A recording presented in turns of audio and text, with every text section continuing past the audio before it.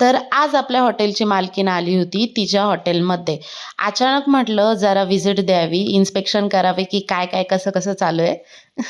तर चेष्टा करते. झालं काय ते सांगते. सकाळ-सकाळ आपल्या ज्या हॉटेलमधले कार्यकर्ते आहेत ना, तर त्यांनी पळ काढला गावाला. बहुतेक त्यांनाही आपल्या महाराष्ट्राची थंडी काय सोसली नाही आणि ते गेले नेपाळला. तर त्यामुळं सगळं हॉटेलचं काम ह्यांच्या एकट्यावर आलं होतं. तर म्हणून मग मी म्हटलं चला थोडीशी हेल्प करूया.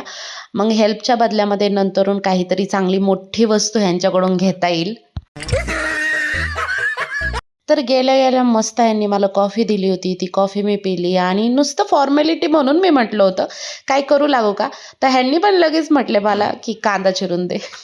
मग काय म्हटलं आता आले तर काम करावंच लागेल आपल्याला. तर त्यामुळे असे पटकन कांदे घेतले आणि कापायची तयारी केली. तर ते गाणं नाही का, कचकच कांदा कापताना बोटं सुरीतनं वाचवली, हाताला चटका लागला तरी मी कढई तापवली. ते गाणं डोक्यामध्ये विचार करत मी काम करत होते. त्यात मध्येच ह्यांचे कस्टमरसुद्धा चालले होते आणि मी आतमध्ये होते किचनमध्ये. तर ह्यांनी मला अचानक मग त्यामध्ये नोटीस केलं. ह्यांना खूप भारी वाटलं, की आपली बायको करतीये काम उन्हाळ्या पावसाळ्यातून.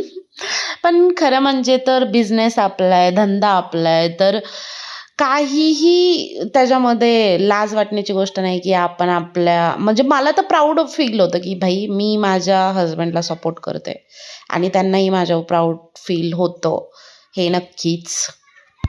आणि अशा वेळेमध्ये आपल्या पार्टनरला आपण साथ नाही दिली, तर मग काय फायदा आहे? बरोबर ना? आणि आपण नाही साथ दिली, तर काय लोकं देणार आहे का? लोकांचं काय, लोकांना तर आपण आपल्याला नावं ठेवण्यासाठी तर ठेवलेलं आहे ना. त्यामुळं विचार नाही करायचा जास्त. जिथं गरज असेल तिथं सोबत उभं राहायचं एवढंच मला कळतं. तर थोडीफार आता कामं झाल्यानंतर मला आला होता आयता चहा. मग मी चहा पीत-पीत विचार करत होते, की आता ह्यांच्याकडून काय घ्यावं गिफ्ट?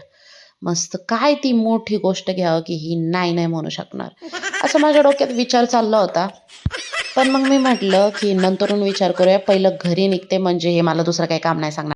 मग 5:45 वाजता मी आले घरी. आता बाय.